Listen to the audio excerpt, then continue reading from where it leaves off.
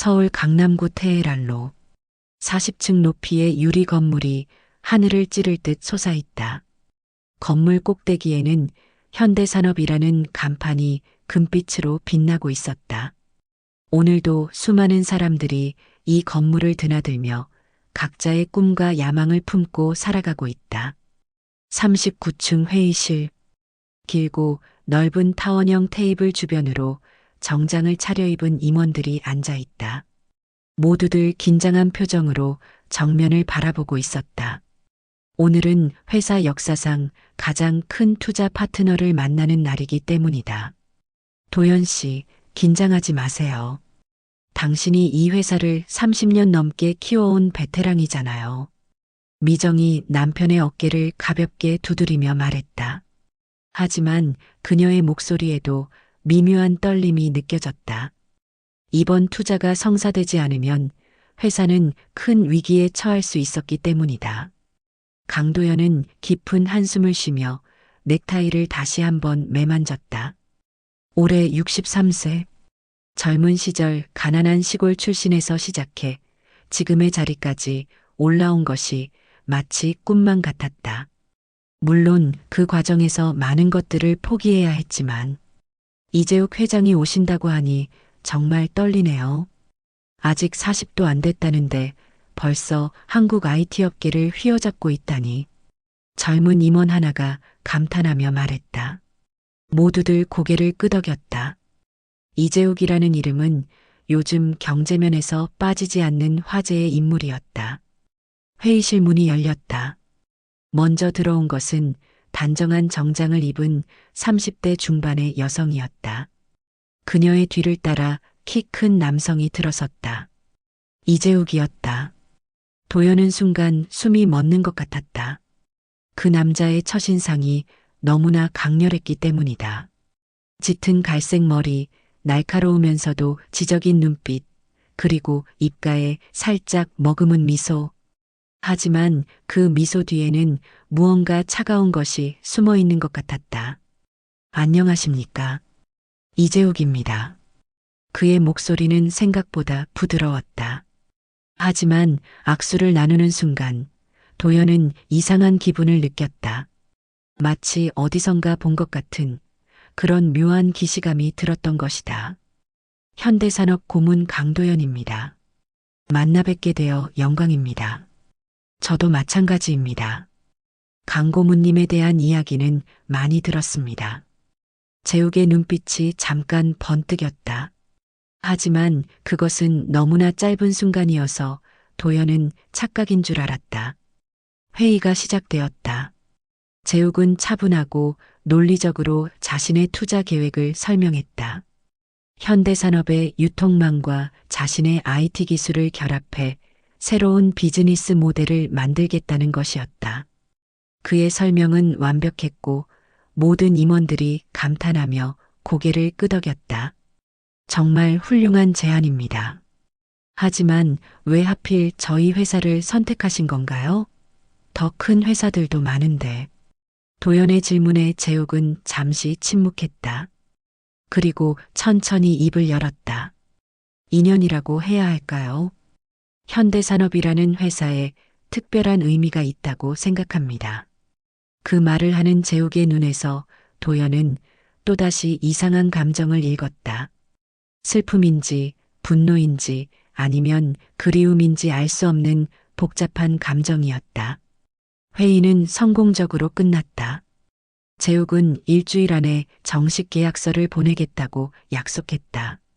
모든 임원들이 기뻐하며 회의실을 나섰지만 도연만은 그 자리에 남아 있었다. 잠깐만요, 이 회장님. 재욱이 돌아섰다. 그의 표정은 평온해 보였지만 눈 깊숙한 곳에서는 여전히 알 수 없는 감정이 타오르고 있었다. 혹시 전에 만난 적이 있나요? 자꾸 낯익은 느낌이 드는데. 도연의 질문에 재욱은 차갑게 미소 지었다. 처음 뵙는 것 같은데요. 아마 착각이실 겁니다. 그렇게 말하며 재욱은 회의실을 나갔다. 하지만 문 앞에서 잠깐 걸음을 멈추고 뒤를 돌아보았다. 그의 눈에는 이제 확실한 감정이 담겨 있었다. 분노였다. 복도를 걸으며 재욱은 주먹을 꽉 쥐었다. 38년 만에 다시 만난 아버지. 자신을 버리고 출세의 길을 택했던 그 남자를 이제야 다시 보게 되었다. 하지만 그는 자신을 알아보지 못했다. 당연한 일이었다. 버릴 때 겨우 돌도 안 된 아기였으니까. 회장님, 어떠셨습니까? 옆에서 따라오던 하늘이 조심스럽게 물었다. 그녀는 재욱의 비서이자 이번 복수 계획의 유일한 동조자였다. 완벽했어. 그는 아무것도 모르고 있다. 재욱의 목소리는 차가웠다. 하지만 그 안에는 억압된 감정들이 꿈틀거리고 있었다. 엘리베이터에서 내려오며 재욱은 30년 전 어머니의 마지막 모습을 떠올렸다. 병상에 누워 자신의 손을 꽉 잡고 했던 그 말들. 재욱아, 내 아빠는 강도연이라는 사람이야. 그는 우리를 버리고 다른 여자와 결혼했지. 하지만 너는 분명히 훌륭한 사람이 될 거야. 어머니는 끝까지 아버지를 원망하지 말라고 했지만 재욱은 달랐다. 미국 땅에서 홀로 자라며 느꼈던 그 모든 외로움과 아픔들, 입양 가정에서 겪었던 차별들, 그 모든 것의 시작은 바로 저 남자였다. 이제 시작이야. 재욱은 차 안에서 중얼거렸다. 창밖으로 현대산업 건물이 멀어져 갔다.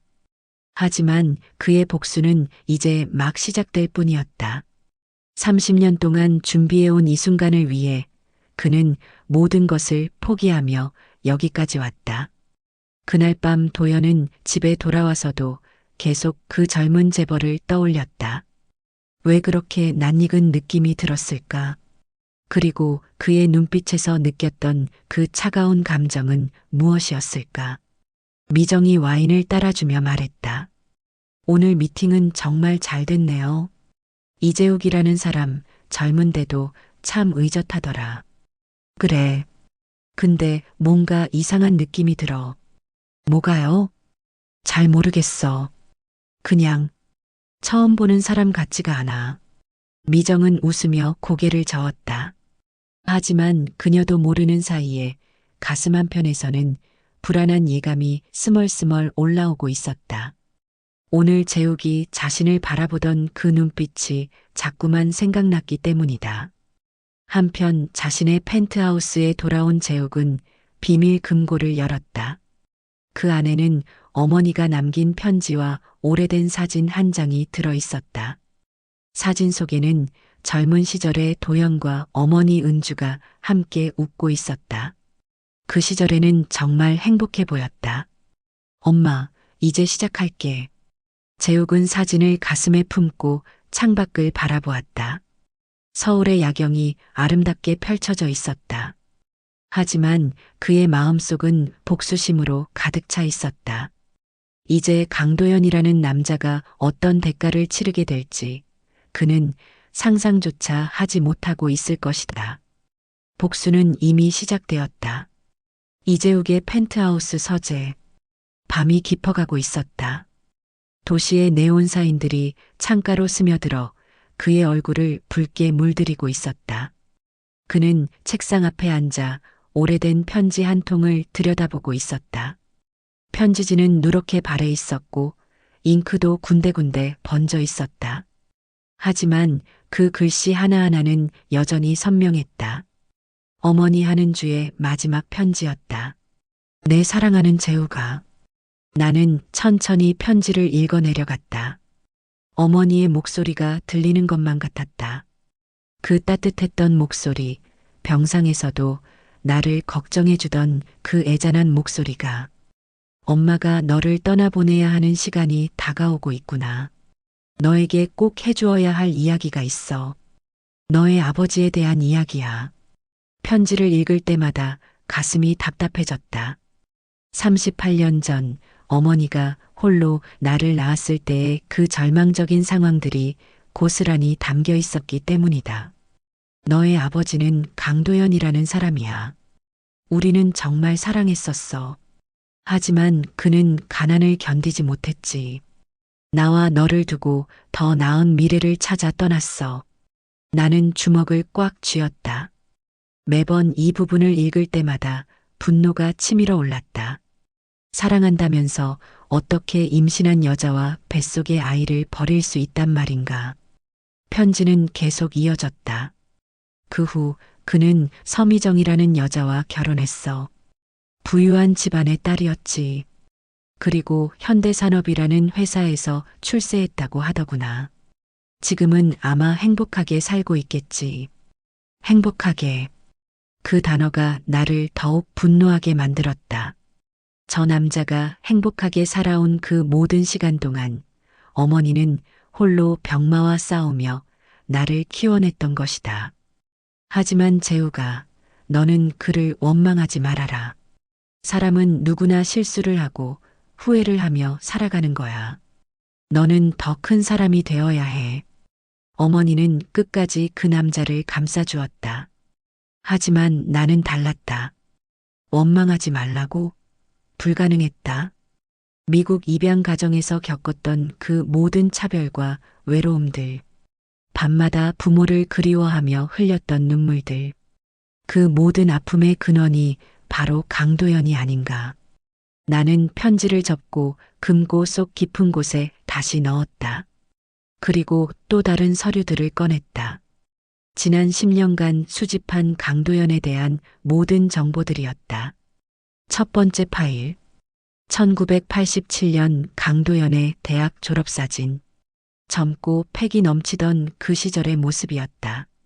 그때는 분명 어머니와 사랑에 빠져 있었을 것이다. 하지만 현실 앞에서 그 사랑을 포기했다. 두 번째 파일. 1988년 서미정과의 결혼식 사진. 웃고 있는 그의 모습이 너무나 행복해 보였다. 어머니가 홀로 나를 낳던 바로 그 해였다. 나는 그 사진을 찢어버리고 싶었지만 참았다. 이것들은 모두 복수를 위한 소중한 자료니까. 세 번째 파일. 현대산업에서의 그의 승진 과정. 말단 사원에서 시작해 지금의 고문 자리까지 오르기까지의 모든 기록들. 그 과정에서 얼마나 많은 사람들을 밟고 올라갔는지, 얼마나 많은 비리에 연루되어 있는지 모든 것이 낱낱이 기록되어 있었다. 회장님, 아직도 안 주무시나요? 하늘이 따뜻한 차를 들고 들어왔다.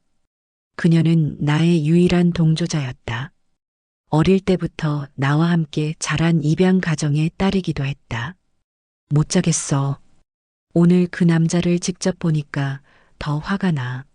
나는 솔직하게 말했다. 하늘 앞에서는 가면을 벗을 수 있었다. 그런데 정말 닮았네요. 눈매가 특히. 그래.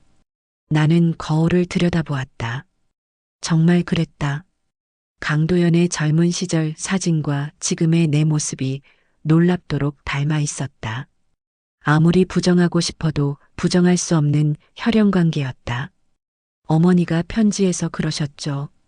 복수보다는 용서를 택하라고. 하늘의 말에 나는 쓴웃음을 지었다. 용서? 30년 동안 한 번도 우리를 찾지 않았는데, 어머니가 병으로 죽어갈 때도 모른 척 했는데, 나는 책상을 주먹으로 쳤다. 찻잔이 달그락거렸다.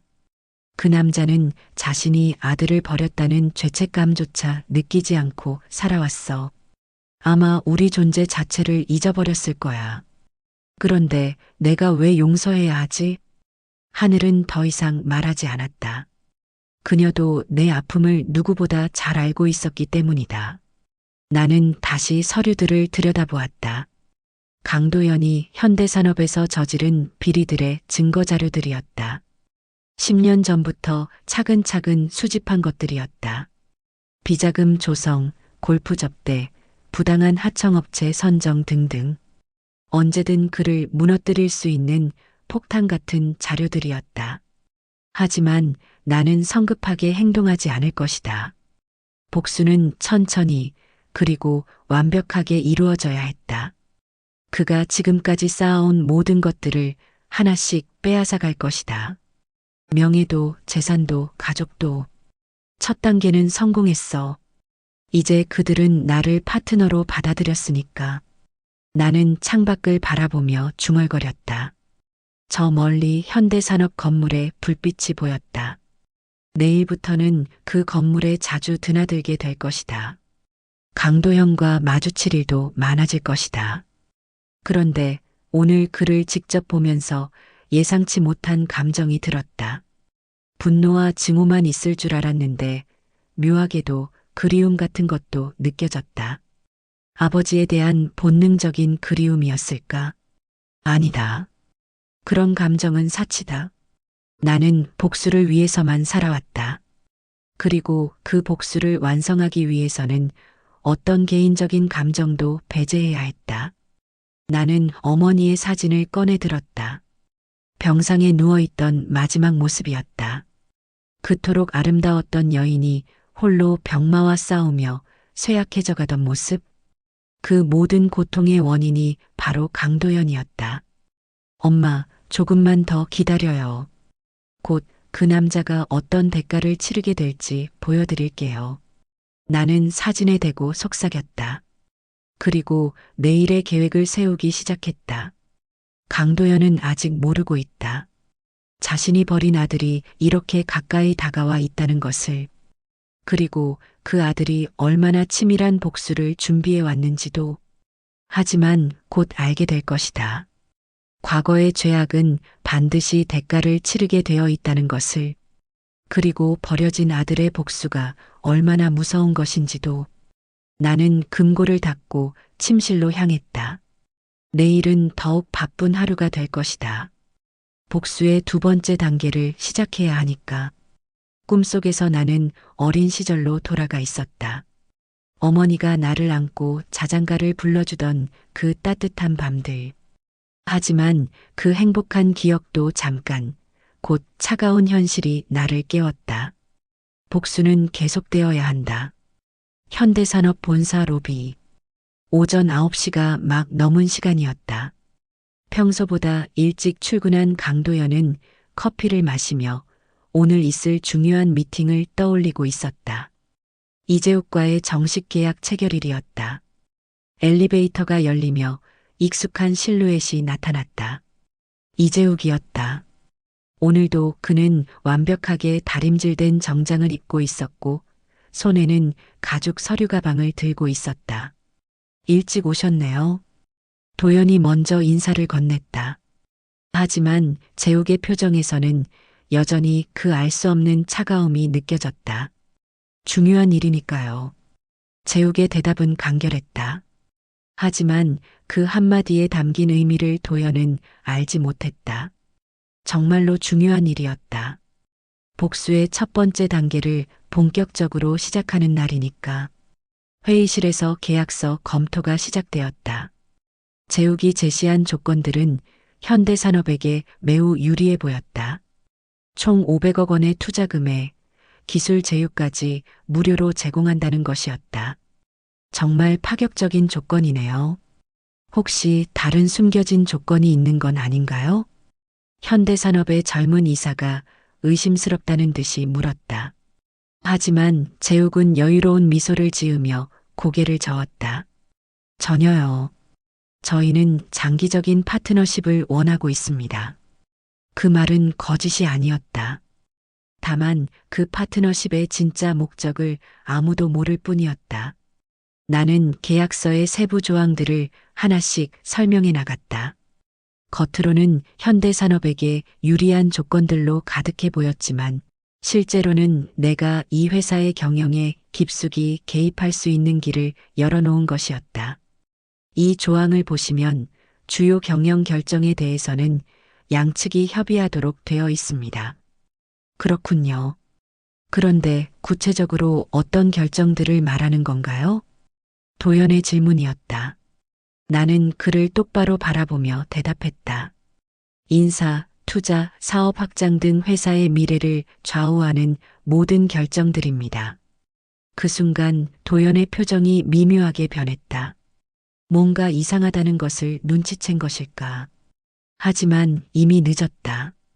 계약서의 다른 조건들이 워낙 매력적이어서 이 정도 양보는 충분히 감수할 만했기 때문이다. 계약이 체결되었다. 모든 임원들이 박수를 치며 축하했다. 하지만 나는 속으로 다른 생각을 하고 있었다. 이제 강도현과 그의 회사 안으로 들어갈 발판을 마련했다. 복수의 진정한 시작이었다. 축하합니다, 이 회장님. 앞으로 좋은 관계 유지해 나가죠. 도연이 악수를 청했다. 나는 그의 손을 잡으며 미소 지었다. 하지만 그 미소 뒤에 숨겨진 감정을 그는 알지 못했다. 저야말로요. 정말 특별한 인연이 될 것 같습니다.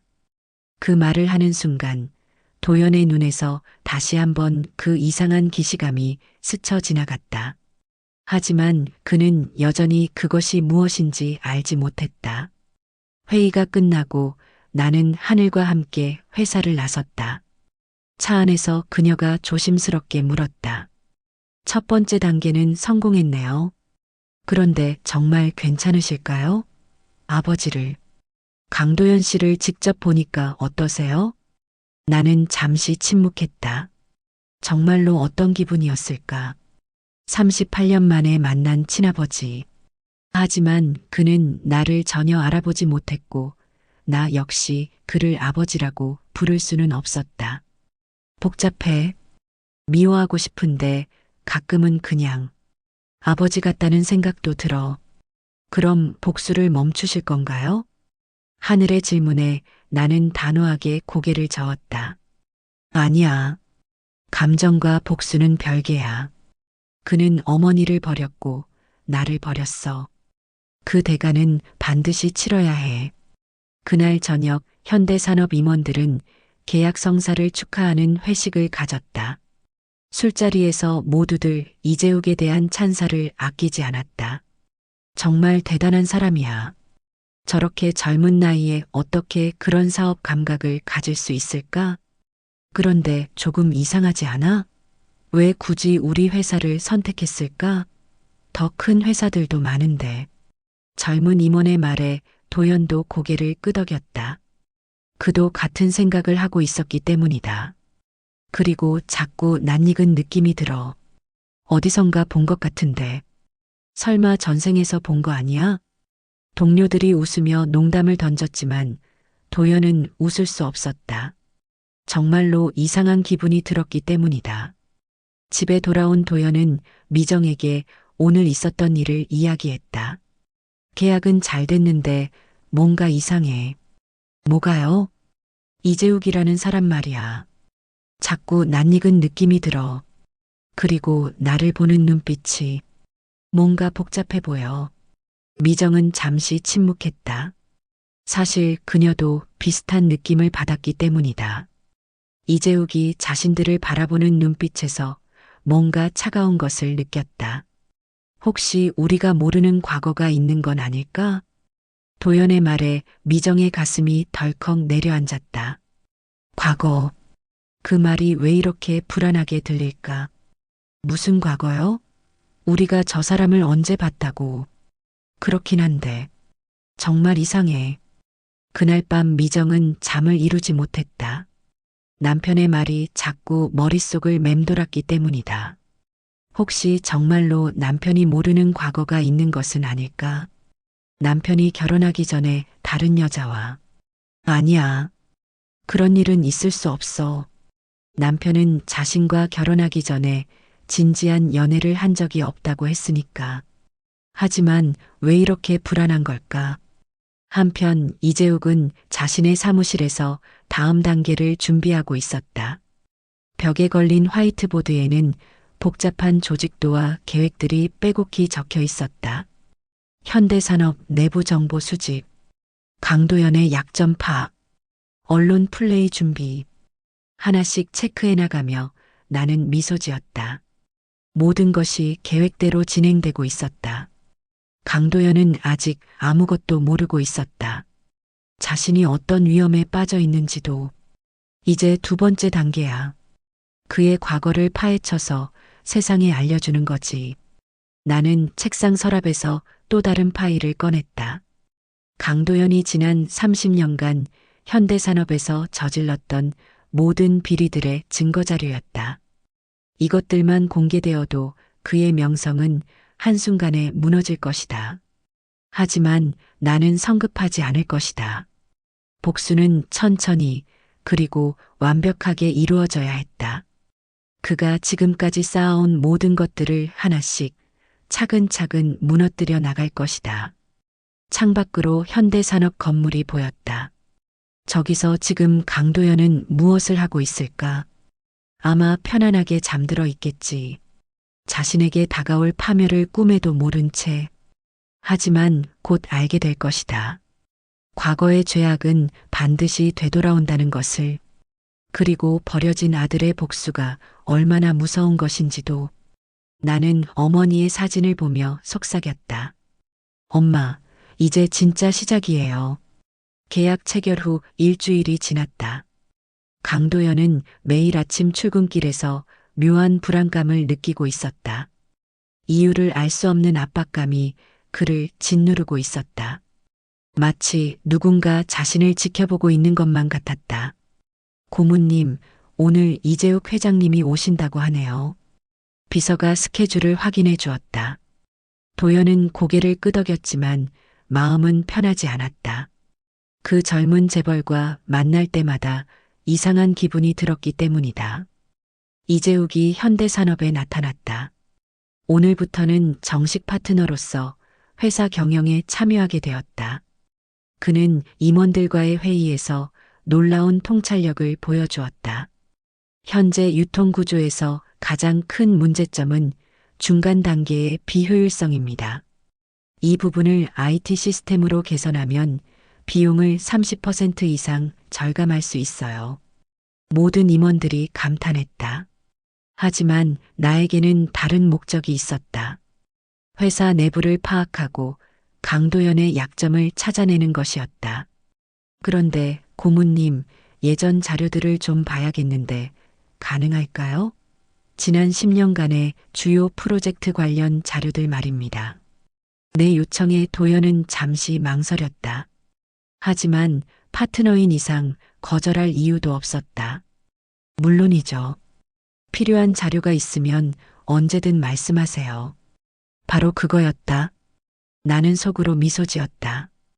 이제 그의 과거를 낱낱이 파헤칠 수 있게 되었다. 회의가 끝나고 나는 회사 자료실로 향했다.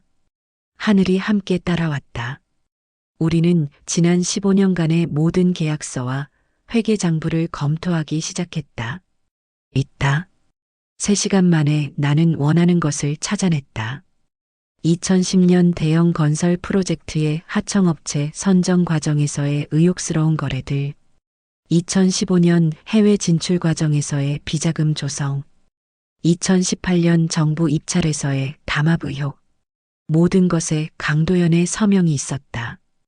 그는 회사의 실질적인 실권자로서 이 모든 일들을 주도했던 것이다. 이 정도면 충분해. 나는 서류들을 복사했다. 물론 합법적인 절차를 통해서였다. 파트너로서 회사 자료를 검토할 권한이 있으니까. 그날 저녁 나는 신뢰할 만한 기자에게 연락을 취했다. 경제 전문 매체에서 일하는 김 기자였다. 그는 예전부터 대기업 비리를 추적하는 것으로 유명했다. 흥미로운 자료네요. 하지만 이걸 어디서 구하신 거죠? 합법적인 경로입니다. 저희가 현대산업의 파트너이거든요. 김 기자는 자료들을 꼼꼼히 검토했다. 그의 눈이 점점 커졌다. 이건 정말 대단한 특종이 될 것 같은데요. 하지만 확실한 증거가 더 필요합니다. 그런 것도 있습니다. 나는 추가 자료들을 건넸다. 강도연이 골프 접대를 통해 정부 관계자들과 부적절한 관계를 맺었다는 증거들이었다. 심지어 통화 녹음 파일까지 있었다. 이건 어떻게 궁금하시겠지만 그건 비밀입니다. 사실 이 녹음 파일들은 내가 10년 동안 사설 탐정을 고용해 수집한 것들이었다. 강도연의 모든 동선을 추적하고 그의 모든 대화를 녹음했다. 복수를 위해서라면 어떤 노력도 마다하지 않았다. 김 기자는 흥미진진한 표정으로 자료들을 정리했다. 언제 기사로 낼 예정인가요? 다음 주 월요일은 어떨까요? 한 주의 시작을 화려하게 장식해드리죠. 완벽했다. 다음 주 월요일이면 강도연의 명성은 하루아침에 무너질 것이다. 한편 강도연은 집에서 아내와 대화를 나누고 있었다. 요즘 들어 미정의 표정이 어둡다는 것을 눈치챘기 때문이다. 무슨 걱정이라도 있어? 아니에요. 그냥 요즘 이재욱 씨 때문에 신경이 쓰여서요. 왜? 좋은 파트너잖아. 미정은 잠시 망설이다가 입을 열었다. 혹시 당신 결혼하기 전에 다른 여자랑 사귄 적 있어요? 갑작스러운 질문에 도연은 당황했다. 갑자기 그런 건 왜 물어? 그냥 이재욱 씨가 우리를 보는 눈빛이 이상해서요. 마치 우리를 아는 것 같은. 도연의 가슴이 철렁했다. 결혼하기 전 정말로 사랑했던 여자가 한 명 있었다. 한은주. 하지만 그녀와의 일은 아무도 모르는 비밀이었다. 심지어 아내에게도 말하지 않았다. 무슨 소리야? 그런 거 없어. 하지만 그의 목소리에는 확신이 없었다. 혹시 은주가 아들을 낳았을까? 그 아이가 지금 어른이 되어서. 아니야. 불가능해. 은주는 미국으로 떠났고 그 후 소식이 끊어졌어. 설마 그 아이가 이재욱일 리는 없어. 하지만 의심의 씨앗은 이미 그의 마음에 심어져 있었다. 그 주말 나는 어머니의 묘소를 찾았다. 서울 근교의 작은 공원묘지였다. 묘비에는 한은주라는 이름이 새겨져 있었다. 엄마, 이제 진짜 시작해요. 그 남자가 어떤 대가를 치르게 될지 두고 보세요. 나는 묘비 앞에 꽃을 놓고 무릎을 꿇었다. 어머니가 돌아가신 지 벌써 3년이 지났다. 그동안 나는 오직 복수만을 위해 살아왔다. 하지만 가끔은 헷갈려요. 그 사람을 만나보니까 정말 나쁜 사람 같지는 않아서요. 그냥 평범한 아버지 같아 보여요. 바람이 불어와 나뭇잎들이 흩날렸다. 마치 어머니가 대답해 주는 것 같았다. 하지만 용서할 수는 없어요. 엄마를 버리고 저를 버린 죄는 반드시 갚아야 해요. 월요일 아침이 되었다. 강도연은 평소와 같이 출근 준비를 하고 있었다. 하지만 오늘은 그의 인생이 완전히 바뀌게 될 날이었다. 오전 8시 경제 전문 매체에서 특종 기사가 터졌다. 현대산업 강도연 고문 15년간 비리 혐의 포착. 골프 접대와 비자금으로 얽힌 정경 유착 의혹. 하청업체 선정 과정에서 특혜 제공 정황. 기사는 구체적인 증거들과 함께 강도연의 모든 비리를 낱낱이 폭로했다. 심지어 통화 녹음 파일까지 공개되어 그의 목소리가 그대로 나왔다. 도연의 휴대폰이 쉴 새 없이 울렸다. 기자들, 동료들, 가족들 모두가 이 사건에 대해 묻고 있었다. 이게 대체 뭐야? 도연은 기사를 보며 얼굴이 창백해졌다. 모든 것이 사실이었다. 하지만 이런 기밀 자료들이 어떻게 언론에 흘러나갔을까? 그 순간 그의 머릿속에 한 사람이 떠올랐다. 이재욱. 최근에 회사 자료들을 열람했던 바로 그 사람. 설마.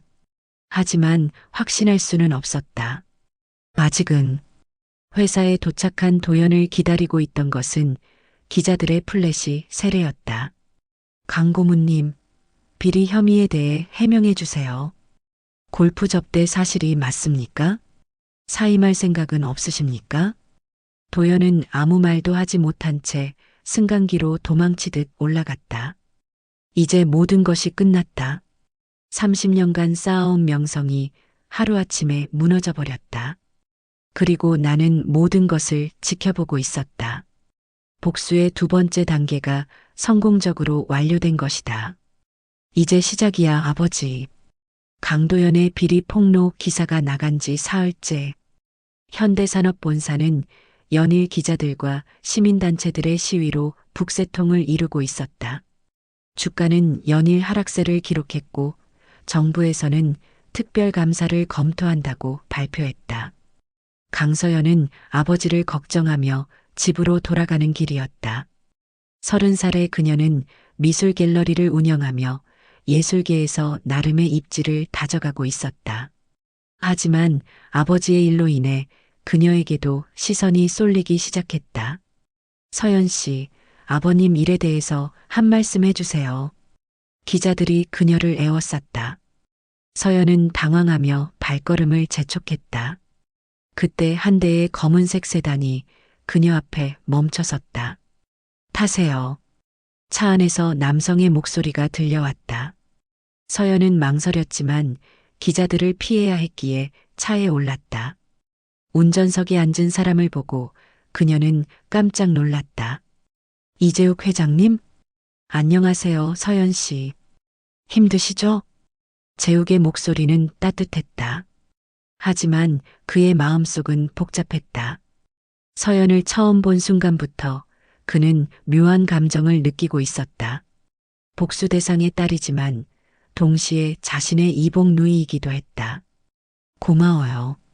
그런데 왜 저를? 그냥 지나가다 보니까요. 어디로 모셔다 드릴까요? 차 안은 잠시 조용해졌다. 서연은 이 남자에게서 묘한 친근감을 느끼고 있었다. 처음 만난 사이임에도 불구하고 편안함이 느껴졌다. 카페 하나 알고 있어요.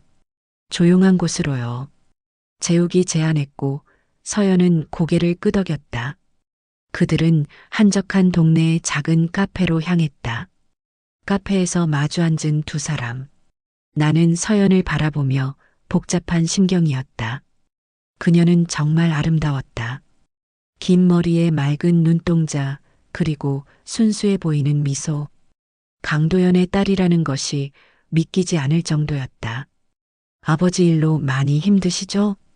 내 질문에 서연은 고개를 숙였다. 사실이에요. 아버지가 정말 그런 일을 했다는 게 믿기지 않아요. 제가 아는 아버지는 그런 분이 아니거든요. 그녀의 목소리에는 진실한 슬픔이 담겨 있었다. 나는 잠시 죄책감을 느꼈다. 내 복수 때문에 무고한 그녀까지 상처받고 있는 것이다. 가족이 힘들 때는 서로 의지해야죠. 분명 잘 해결될 거예요. 고마워요. 처음 만났는데도 이렇게 위로해 주시다니. 서연이 미소를 지었다. 그 미소가 너무나 아름다워서 나는 잠시 숨이 멎는 것 같았다. 그 후로 우리는 자주 만나게 되었다. 처음에는 우연을 가장한 만남들이었다. 갤러리 근처에서 마주치거나 같은 카페에서 만나거나. 하지만 점차 약속을 잡고 만나게 되었다. 오늘 새로운 전시회가 열려요. 함께 가실래요? 서연의 제안에 나는 기꺼이 응했다. 그녀와 함께 있을 때는 복수라는 무거운 짐을 잠시나마 내려놓을 수 있었다. 전시회장에서 서연은 작품들을 열정적으로 설명해 주었다. 그녀의 눈이 반짝이며 이야기하는 모습이 너무나 아름다웠다. 이 그림 어때요? 작가의 내면의 고통이 잘 드러나 있지 않나요? 고통이라. 나는 그림을 바라보며 중얼거렸다. 그림 속 인물은 절망적인 표정으로 하늘을 올려다보고 있었다. 마치 어린 시절의 내 모습 같았다.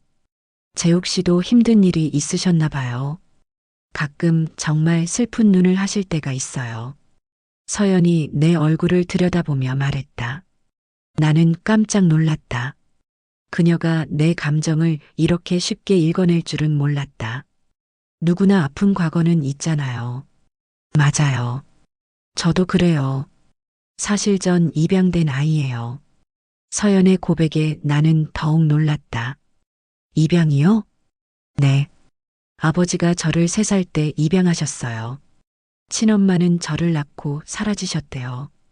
그래서 가끔 외로울 때가 있어요. 나는 할 말을 잃었다. 서연이 입양된 아이라면 그녀는 내 친누이가 아니었다. 하지만 그것이 우리 사이를 더 복잡하게 만들었다. 강도연이 다른 여자의 아이를 입양했다는 것은 그가 과거에 죄책감을 느끼고 있었다는 뜻일 수도 있었다. 그래도 좋은 아버지를 만나셨네요. 맞아요. 아버지는 저를 정말 사랑해 주셨어요. 그래서 지금 이 상황이 더 괴로워요. 서연의 눈에 눈물이 맺혔다. 나는 그녀의 손을 잡고 싶었지만 참았다. 이런 감정을 가져서는 안 되었다. 하지만 며칠 후 우리는 더 가까워졌다. 한강에서 함께 산책을 하던 중 갑자기 비가 내리기 시작했다. 우리는 가까운 정자로 뛰어갔다. 비가 너무 많이 와요. 서연이 젖은 머리를 털며 웃었다. 그녀의 웃음소리가 너무나 아름다웠다. 나는 더 이상 참을 수 없었다. 서연 씨. 네, 당신이 좋아요. 내 고백에 서연은 깜짝 놀랐다. 하지만 그녀의 얼굴에는 거부감보다는 당황스러움이 보였다. 재욱 씨, 저도 모르겠어요. 처음에는 그냥 동정심이라고 생각했는데 점점 더 깊은 감정이 생겼어요.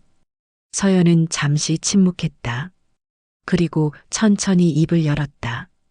사실, 저도 재욱 씨에게 이상한 감정을 느끼고 있었어요. 처음 만났을 때부터 묘하게 끌렸거든요. 우리는 서로를 바라보았다. 그리고 자연스럽게 가까워졌다. 하지만 입술이 닿기 직전에 나는 정신을 차렸다. 안 돼요. 왜요? 제가 당신 아버지와 복잡한 관계에 있어요. 사업상으로요. 그것은 거짓말이었다. 진짜 이유는 훨씬 더 복잡하고 어두웠다. 그날 밤 나는 잠을 이룰 수 없었다. 서연에 대한 감정이 점점 커져가고 있었다. 하지만 동시에 강도연에 대한 복수도 포기할 수 없었다. 하늘이 차를 가져다 주며 걱정스러운 표정으로 말했다. 회장님, 강서연 씨와 너무 가까워지시는 것 같은데 괜찮으실까요? 나도 모르겠어. 복수를 위해 시작한 일인데 혹시 진짜 좋아하시는 건 아니죠? 나는 대답할 수 없었다. 정말로 서연을 좋아하게 된 것 같았다. 하지만 그녀는 내가 복수하려는 남자의 딸이었다. 복잡해. 어머니라면 뭐라고 하실까? 한편 강도연은 집에서 미정과 심각한 대화를 나누고 있었다. 서연이가 요즘 이상해. 자꾸 외출하고 전화도 자주 받고 설마 남자친구라도 생겼나? 그런 것 같은데 혹시 이재욱과 관련이 있는 건 아닐까? 도연의 말에 미정의 얼굴이 굳어졌다. 그럴 리가 없어요. 서연이가 그렇게 철없지 않아요. 하지만 둘 다 불안한 마음을 감출 수 없었다. 만약 서연이 정말 이재욱과 만나고 있다면 그것은 단순한 연애가 아닐 수도 있었다. 며칠 후 서연과 재욱이 함께 있는 모습이 언론에 포착되었다. 사진은 곧 인터넷에 퍼졌고 기자들은 새로운 스캔들을 찾았다며 들썩였다. 현대산업 비리 의혹 중에도 계속되는 로맨스? 이재욱 강서연 커플, 과연 진짜 사랑일까? 강도연은 기사를 보고 분노에 떨었다. 이게 뭐야? 서연이가 왜 저 남자와? 하지만 동시에 그는 더 큰 불안을 느꼈다. 이재욱이 정말 단순히 서연을 좋아하는 것일까? 아니면 다른 목적이 있는 것일까? 그리고 나는 이 모든 상황을 예상하지 못했다. 복수를 위해 시작된 일이 진짜 사랑으로 변해버린 것이다. 이제 나는 선택해야 했다. 복수를 택할 것인가, 사랑을 택할 것인가. 하지만 아직 복수는 끝나지 않았다. 더 큰 폭풍이 기다리고 있었다. 서연과의 스캔들이 터진 지 일주일이 지났다. 강도연은 연일 기자들의 추적에 시달리며 점점 궁지로 몰려가고 있었다. 회사에서는 그의 사임을 압박하고 있었고 정부 감사팀까지 들어와 있는 상황이었다. 나는 마침내 결심했다. 더 이상 숨어서 복수할 필요가 없었다. 이제는 당당히 세상에 진실을 알릴 때가 왔다. 기자회견을 준비해. 하늘에게 지시했다. 그녀는 놀란 표정으로 나를 바라보았다. 정말로 하시는 거예요? 돌이킬 수 없게 돼요. 알고 있어. 하지만 이제 그만 끝내고 싶어. 사실 서연 때문이었다. 그녀를 더 이상 이런 상황에 휘말리게 하고 싶지 않았다. 그리고 무엇보다 나 자신이 더 이상 이 거짓된 관계를 견딜 수 없었다. 기자회견 날짜는 금요일 오후 3시로 정해졌다. 장소는 서울 중심가의 대형 호텔 컨벤션홀이었다. 주요 언론사들에게 이재욱 회장의 중대 발표라는 제목으로 공지가 나갔다. 강도연은 이 소식을 듣고 불안에 떨었다. 무슨 발표를 하겠다는 것일까? 혹시 현대산업과의 계약을 파기하겠다는 것일까? 그렇게 되면 회사는 더욱 큰 타격을 받게 될 것이다. 여보, 이재욱이 뭘 발표하겠다는 걸까? 미정도 불안한 표정이었다. 요즘 들어 계속 이상한 일들만 벌어지고 있었다. 모르겠어. 하지만 좋은 소식일 것 같지는 않아. 도연의 예감은 맞았다. 하지만 그가 상상하는 것보다 훨씬 더 충격적인 진실이 기다리고 있었다. 기자회견 당일, 컨벤션홀은 수많은 기자들과 카메라로 가득했다. 모든 주요 방송사와 신문사가 참석했다. 이재욱의 기자회견이라면 경제계에 큰 파장을 일으킬 것이 분명했기 때문이다. 나는 연단에 올라섰다. 수많은 플래시가 터졌고 카메라들이 나를 향해 돌아갔다. 이 순간을 위해 38년을 기다렸다. 안녕하십니까? 이재욱입니다. 홀이 조용해졌다. 모든 사람들이 나의 다음 말을 기다리고 있었다. 오늘 여러분께 중요한 사실 하나를 알려드리려고 합니다. 그것은 저의 출생에 관한 이야기입니다. 기자들 사이에서 웅성거림이 일었다. 출생 이야기라니 무슨 말을 하려는 것일까? 저는 1987년 한국에서 태어났습니다. 하지만 어머니가 돌아가신 후 미국으로 입양되었죠. 제 친어머니는 한은주라는 분이었습니다. 나는 잠시 멈춰서 숨을 고르고 계속했다. 그리고 제 친아버지는 현대산업의 강도연 고문입니다.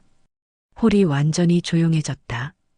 기자들은 믿을 수 없다는 표정으로 나를 바라보았다. 그리고 곧 폭발적인 반응이 일어났다. 정말입니까? 증거가 있습니까? 강도연 씨는 알고 계십니까? 나는 손을 들어 조용히 하라고 했다. 네, 증거가 있습니다. 나는 준비해온 서류들을 꺼냈다. 출생신고서, 어머니의 편지, 그리고 DNA 감정서까지. 이것은 제가 지난해 몰래 채취한 강도연 씨의 DNA와 제 DNA를 비교한 감정서입니다. 99.9% 부자관계라고 나와 있습니다. 홀은 완전히 아수라장이 되었다. 기자들이 앞다투어 질문을 쏟아냈다. 그럼 현대산업과의 계약도 복수를 위한 것이었습니까? 강서연 씨와의 관계는 어떻게 설명하시겠습니까? 앞으로 어떻게 하실 건가요? 나는 차분하게 대답했다. 네, 맞습니다. 저는 복수를 위해 한국에 돌아왔습니다. 어머니를 버리고 저를 버린 그 남자에게 대가를 치르게 하기 위해서였죠. 그럼 강서연 씨는 어떻게? 서연 씨는 무고합니다. 그녀는 이 모든 사실을 전혀 모르고 있습니다. 사실 이것이 가장 고통스러운 부분이었다. 서연을 사랑하게 된 나 자신도, 그리고 진실을 알게 될 그녀도. 이때 홀 뒤편에서 소란이 일었다. 강도연이 들어오고 있었다. 그의 얼굴은 창백했고 걸음걸이는 휘청거렸다. 뉴스를 보고 급히 달려온 것 같았다. 강도연 고. 아니, 이제는 아버지라고 불러야 할까? 하지만 아직은 그럴 수 없었다. 강도연 씨, 오셨군요. 나는 그를 바라보며 말했다. 그는 눈물을 글썽이며 나를 바라보았다. 정말, 정말 너야? 재욱이? 그 순간 나는 잠시 말문이 막혔다. 그가 내 이름을 기억하고 있었다는 것이 충격적이었다. 네. 강도연 씨가 버린 그 아이, 이재욱입니다. 도연은 비틀거리며 의자에 앉았다. 기자들은 이 드라마틱한 상황을 놓치지 않고 계속 사진을 찍어댔다. 미안하다. 정말 미안하다. 그가 울먹이며 말했다. 하지만 나는 차갑게 대답했다. 미안하다고요? 38년 동안 한 번도 찾지 않으시고서는 너와 은주를 찾으려고 했었어. 하지만 이미 미국으로 떠난 후였어. 그리고 그때는 새 가정이 생겨서 귀찮으셨겠죠. 내 말에 도연은 고개를 숙였다. 변명의 여지가 없었다. 그런데 왜 이렇게까지 하는 거야? 복수라니. 어머니가 돌아가셨어요. 나는 차분하게 말했다. 3년 전에 암으로 혼자서 아무도 없는 병실에서 돌아가셨어요. 마지막까지 당신을 원망하지 말라고 하시면서 도연의 얼굴에서 핏기가 완전히 사라졌다. 은주가 죽었다고? 네. 그리고 제가 이 모든 것을 준비하는 10년 동안 당신은 행복하게 사셨죠. 명예도 재산도 가족도 다 가지시고서 나는 또 다른 서류를 꺼냈다. 그런데 그 모든 것이 부정한 방법으로 얻어진 것이더군요. 비자금, 골프 접대, 담합. 이 모든 증거들을 언론에 제공한 것도 저였습니다. 기자들이 또다시 흥분했다. 이것은 단순한 가족 갈등이 아니라 거대한 복수극이었다. 그러면 앞으로 어떻게 하실 건가요? 한 기자가 물었다. 나는 잠시 생각했다. 정말로 어떻게 해야 할까? 저는 이제 복수를 마쳤습니다. 강도연 씨는 이미 모든 것을 잃으셨으니까요. 그럼 화해하시겠다는 말씀인가요? 화해라. 나는 그 말을 음미해 보았다. 정말로 화해가 가능할까? 그건 시간이 답해줄 것 같습니다. 기자회견이 끝나고 나는 홀을 나왔다. 도연은 여전히 의자에 앉아 멍하니 있었다. 그의 모습이 너무나 초라해 보였다. 그때 서연이 나타났다. 그녀는 눈물범벅이 된 얼굴로 나를 바라보았다. 재욱 씨, 이게 다 사실이에요? 나는 고개를 끄덕였다. 더 이상 거짓말을 할 수 없었다. 미안해, 서연아. 처음에는 복수의 일부였어. 하지만 뭐요? 지금은 정말로 너를 사랑해. 서연은 고개를 저으며 뒤돌아 나갔다. 나는 그녀를 붙잡지 못했다. 내가 그럴 자격이 있을까? 그날 밤 뉴스는 온통 이 사건으로 도배되었다. 재벌 2세의 충격적인 복수, 38년 만에 부자 상봉, 버려진 아들의 처절한 복수극, 과연 화해는 가능할까? 강도연은 집에 돌아와 미정에게 모든 것을 털어놓았다. 결혼 전 은주와의 일, 그리고 아들을 버린 일까지. 당신이 그런 일을. 미정은 충격에 빠졌다. 30년간 함께 살았던 남편에게 이런 비밀이 있었다니. 미안해. 정말 미안해. 하지만 이미 늦었다. 모든 것이 무너져 버렸다. 그리고 나는 혼자 어머니의 묘소를 찾았다. 무릎을 꿇고 묘비 앞에 앉았다. 엄마, 끝났어요. 그런데 왜 이렇게 허무할까요? 복수를 했는데도 마음이 편하지 않아요. 바람만이 대답해 주었다. 그리고 나는 깨달았다. 복수는 끝났지만 진짜 어려운 일은 이제부터 시작이라는 것을. 어떻게 살아갈 것인가. 그것이 가장 큰 숙제였다. 기자회견이 있었던 지 사흘째. 대한민국 전체가 이 충격적인 사건으로 들끓고 있었다. 인터넷에는 관련 기사들이 쏟아져 나왔고 시민들의 반응도 뜨거웠다. 현대산업은 하루아침에 나락으로 떨어졌다. 주가는 연일 하한가를 기록했고 거래처들은 계약 해지를 통보해왔다. 정부에서는 강도연에 대한 전면 수사를 지시했다. 강도연은 회사에서 완전히 퇴출되었다. 30년간 몸담았던 그 건물에서 마지막으로 나오는 그의 모습을 기자들이 애워쌌다. 고모님, 아들과 화해할 생각은 없으십니까? 앞으로 어떻게 사실 건가요? 서연 씨는 이 상황을 어떻게 받아들이고 있습니까? 도연은 아무 대답도 하지 못한 채 고개만 숙이고 걸었다. 그의 얼굴은 며칠 사이에 10년은 늙어 보였다. 집으로 돌아간 도연을 기다리고 있던 것은 더 큰 절망이었다.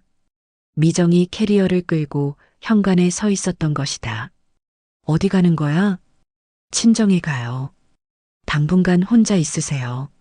미정의 목소리는 차갑기 그지없었다. 30년간의 결혼 생활이 한순간에 무너져 버렸다. 미정아, 제발. 이야기라도 들어봐. 무슨 이야기요? 결혼하기 전에 다른 여자와 아이까지 만들어 놓고도 저한테는 한 번도 말하지 않았던 그 이야기 말이에요? 미정은 눈물을 글썽이며 말했다. 30년 동안 속고 살았다고 생각하니까 너무 괴로워요. 그 아이가 복수하러 왔을 때도 당신은 모르는 척 했잖아요. 저까지 바보로 만들어 버렸어요. 미안해. 정말 미안하다고 다 해결되나요? 이제 온 세상이 다 알게 됐는데요. 미정은 그대로 집을 나가버렸다. 도연은 텅 빈 집에 혼자 남았다. 서연도 마찬가지였다. 그녀는 며칠째 갤러리 문을 열지 않고 집에만 틀어박혀 있었다. 친구들의 전화도 받지 않았다. 왜 이런 일이? 그녀는 재욱을 사랑했다. 아니, 지금도 사랑하고 있었다. 하지만 그 사랑이 복수의 일부였다고 생각하니 너무나 괴로웠다. 재욱의 마지막 말이 계속 머릿속을 맴돌았다. 지금은 정말로 너를 사랑해. 그 말이 진심일까? 아니면 그것마저 거짓말일까? 그때 초인종이 울렸다. 서연은 문을 열지 않으려 했지만 계속 울리는 벨소리에 어쩔 수 없이 나갔다. 문 밖에는 도연이 서 있었다. 그의 모습은 처참했다. 며칠 동안 제대로 씻지도 못한 것 같았고 수염도 덥수룩하게 자라 있었다. 아빠, 서연아, 미안하다. 도연은 무릎을 꿇고 앉았다. 복도에서 모든 사람들이 볼 수 있는 곳에서 아빠 일어나세요. 사람들이 봐요. 괜찮아. 이미 온 세상이 다 알고 있는 걸. 아빠가 얼마나 나쁜 사람인지. 도연은 눈물을 흘리며 말했다. 서연아, 아빠가 너무 미안해. 너까지 이런 일에 휘말리게 해서. 아빠는 정말 그런 일을 다 하셨어요? 비리도 그리고 재욱 씨 어머니를 버린 것도? 서연의 질문에 도연은 고개를 끄덕였다. 다 사실이야. 아빠가 젊었을 때 너무 욕심이 많았어. 사랑보다는 성공이 더 중요하다고 생각했지. 그럼 재욱 씨가 복수하는 것도 당연한 거네요. 그래. 아빠가 받아야 할 대가야. 도연은 서연의 손을 잡았다. 하지만 서연아, 너만은 행복해야 해. 너는 아빠 때문에 불행해질 필요 없어. 무슨 말씀이세요? 재욱이를 만나봐. 그 아이도 고생 많이 했을 거야. 그리고 아빠가 보기에는 너를 진짜로 좋아하는 것 같더라. 서연은 놀랐다.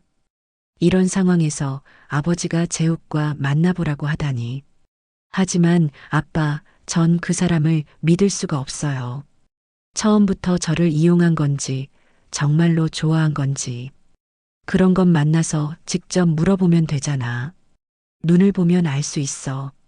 한편 나는 완전히 다른 세계에 살고 있었다. 복수는 성공했지만 그 대가로 모든 것을 잃어버렸다. 서연도, 그리고 내 마음의 평화도. 회장님, 언론에서 인터뷰 요청이 계속 들어오는데요. 하늘이 스케줄을 확인해 주었다. 하지만 나는 아무것도 하고 싶지 않았다. 다 거절해. 당분간은 조용히 있고 싶어. 그리고 강서연 씨에게서 연락이 왔어요. 내 심장이 쿵 떨어졌다. 뭐라고 하던? 만나자고 하시네요. 할 이야기가 있다고. 나는 망설였다. 서연을 만나고 싶었지만 그녀에게 무슨 말을 해야 할지 모르겠었다. 사과해야 할까? 아니면 내 진심을 전해야 할까? 결국 나는 만나기로 했다. 처음 만났던 그 카페에서 서연은 이미 와서 기다리고 있었다. 그녀의 얼굴은 많이 야위어 보였다. 내 탓이었다. 재욱 씨, 서연아, 미안해. 정말 사과는 됐어요. 그것보다 묻고 싶은 게 있어요. 서연이 나를 똑바로 바라보며 말했다. 저에 대한 감정, 그게 진짜였나요? 아니면 복수의 일부였나요? 나는 잠시 말문이 막혔다. 어떻게 대답해야 할까? 처음에는 복수의 일부였어. 내 아버지를 더 고통스럽게 하려고. 서연의 얼굴이 어두워졌다. 하지만 점점 달라졌어. 너를 알아갈수록 함께 있을수록 정말로 사랑하게 됐어. 어떻게 믿어요? 저를 속이고 이용한 사람을 믿어달라고 강요할 수는 없어. 하지만 이것만은 확실해. 지금 내 마음은 진짜야. 서연은 한참 동안 나를 바라보았다. 그리고 천천히 입을 열었다. 저도 재욱 씨를 사랑해요. 이런 상황에서도 내 마음이 뛰었다. 하지만 서연의 다음 말이 나를 절망에 빠뜨렸다. 하지만 이제는 끝이에요. 우리 사이에는 너무 많은 상처가 있어요. 서연아, 저는 시간이 필요해요. 이 모든 일을 정리할 시간이. 그리고 재욱 씨도 아버지와의 문제를 해결하셔야 해요. 서연은 일어났다. 언젠가 정말 모든 것이 정리되면 그때 다시 만날 수도 있겠죠. 그녀는 그대로 카페를 나갔다. 나는 그녀를 붙잡을 수 없었다. 내가 만든 상황이니까. 그날 밤 도연은 홀로 술을 마시고 있었다. 30년간 쌓아온 모든 것이 무너져 버렸다. 회사에서의 지위, 아내, 그리고 딸의 신뢰까지. 내가 뭘 한 거야? 그는 중얼거렸다. 젊었을 때 했던 선택들이 이렇게 큰 대가를 치르게 될 줄 몰랐다. 핸드폰이 울렸다. 낯선 번호였다. 여보세요? 강도연 씨입니까? 이재욱입니다. 도연은 깜짝 놀랐다. 재욱이 직접 전화를 하다니. 재욱아, 내일 만날 수 있을까요? 할 이야기가 있습니다. 도연은 망설이지 않고 대답했다. 그럼 어디서 만날까? 어머니 묘소에서 만나요. 위치는 문자로 보내드릴게요. 전화가 끊어졌다. 도연은 술잔을 내려놓고 생각에 잠겼다. 내일 만나서 무슨 이야기를 할까? 혹시 화해의 기회가 있을까? 하지만 그것은 너무 큰 기대일지도 모른다. 38년간의 원망이 하루아침에 사라질 수는 없으니까. 그날 밤 도연은 처음으로 은주를 그리워했다. 정말 사랑했던 그 여자.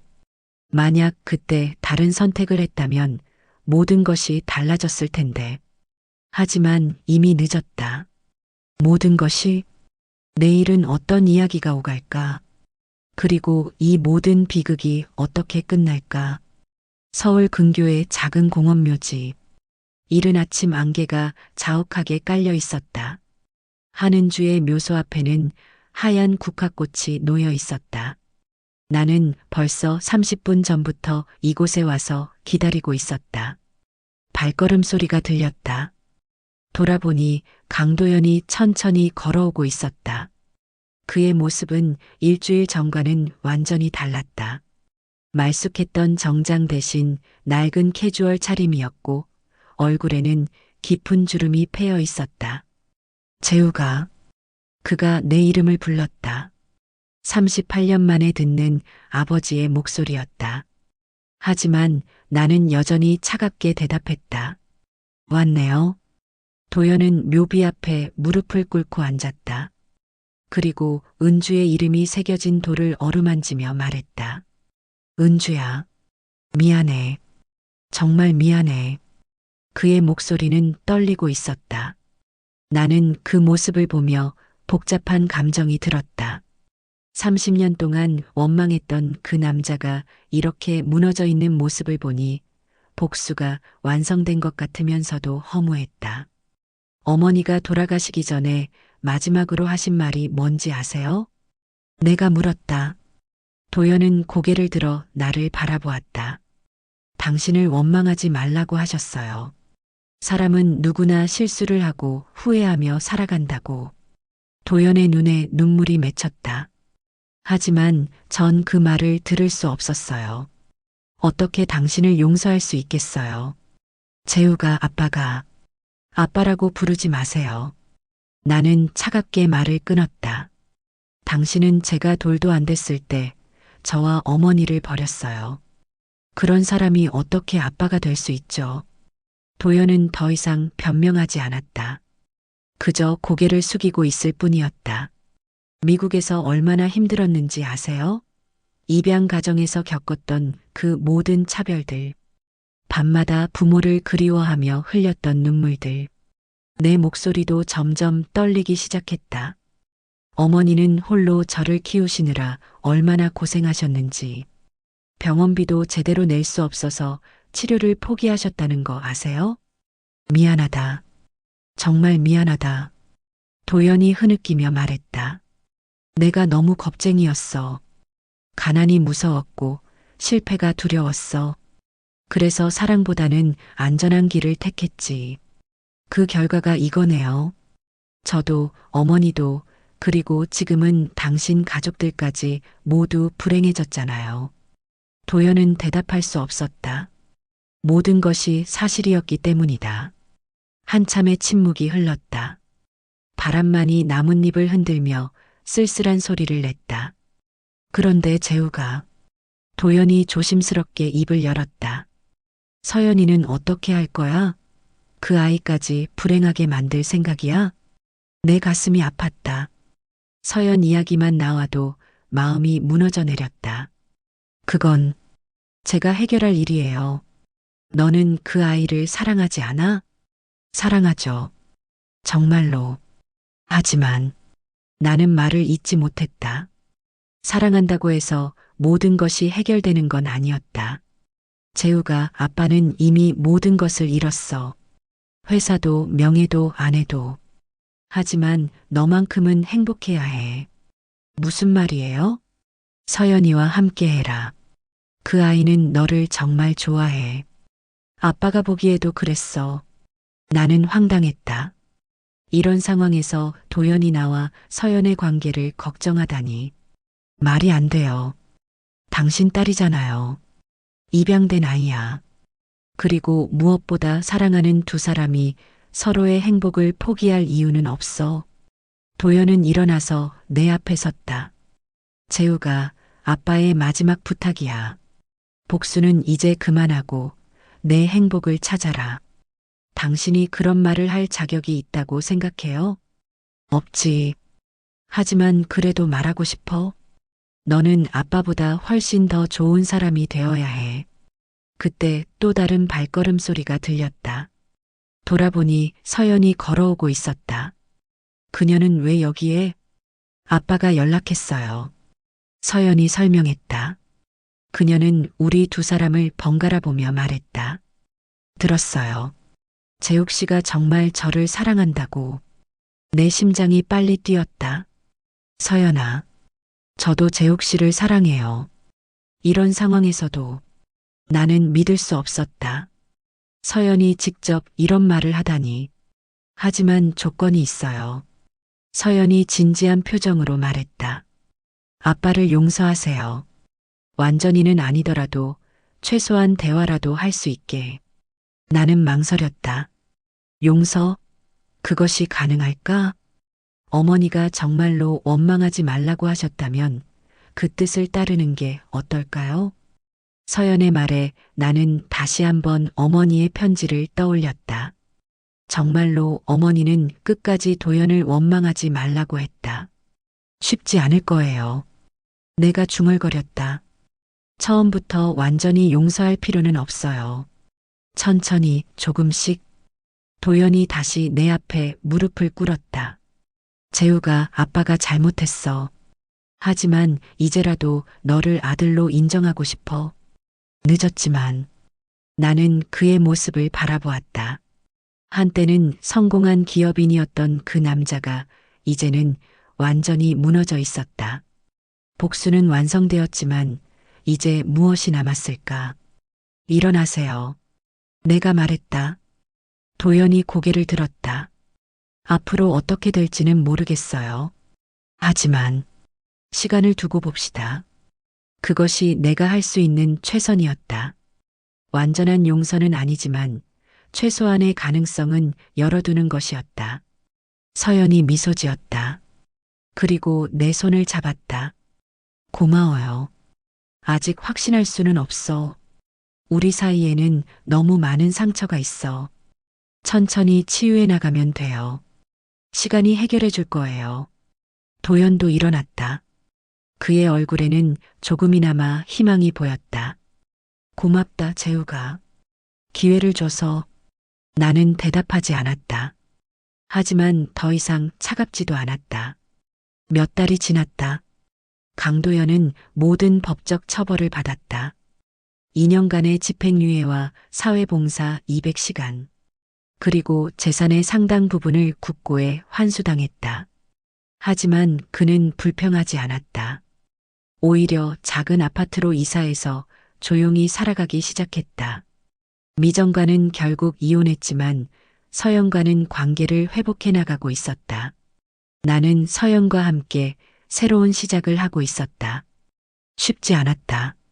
처음부터 다시 서로를 알아가야 했고 과거의 상처들을 치유해 나가야 했다. 정말 괜찮아요? 서연이 물었다. 우리는 한강에서 산책을 하고 있었다. 뭐가? 아버지와의 관계요. 아직도 힘들죠? 나는 솔직하게 대답했다. 힘들어. 하지만 예전보다는 나아졌어. 실제로 도연과는 한 달에 한 번씩 만나고 있었다. 처음에는 어색했지만 점차 대화가 늘어갔다. 완전한 화해는 아니지만 최소한 서로를 이해하려고 노력하고 있었다. 어머니 묘소에도 함께 가세요? 가끔. 그 사람이 정말 미안해하는 것 같더라. 어머니의 묘소에서 도연이 울며 사죄하는 모습을 본 적이 있었다. 그때 나는 조금이나마 그를 이해할 수 있었다. 시간이 지나면 더 좋아질 거예요. 서연이 내 손을 꽉 잡았다. 그래, 우리 둘도. 1년 후 나는 도연과 함께 은주의 묘소를 찾았다. 이제는 어색하지 않았다. 완전한 아버지와 아들은 아니지만 최소한 서로를 인정하는 관계가 되었다. 엄마, 이제 좀 괜찮아졌어요. 나는 묘비에 대고 속삭였다. 완전히 용서한 건 아니지만 그래도 이제는 미워하지 않아요. 도연도 꽃을 놓으며 말했다. 은주야, 우리 아들 잘 키웠어. 나보다 훨씬 더 좋은 사람으로. 바람이 불어와 나뭇잎들이 춤을 췄다. 마치 어머니가 우리를 축복해 주는 것 같았다. 복수는 끝났다. 하지만 인생은 계속되고 있었다. 과거의 상처들은 여전히 아물지 않았지만 이제는 그것들을 안고 살아갈 수 있을 것 같았다. 서연과 나는 결혼을 약속했다. 도연도 우리를 축복해 주었다. 이상한 가족의 형태였지만 그것도 하나의 사랑의 모습이 아닐까? 이제부터는 내가 당신을 지켜주겠다. 나는 도연에게 말했다. 완전한 아들은 아니지만 최소한의 도리는 다하고 싶었다. 고맙다, 재우가. 그의 목소리에는 진심이 담겨 있었다. 복수와 용서가 교차하는 이상한 결말. 하지만 그것이 우리의 이야기였다. 완벽하지 않지만 그래도 계속되어야 할 이야기.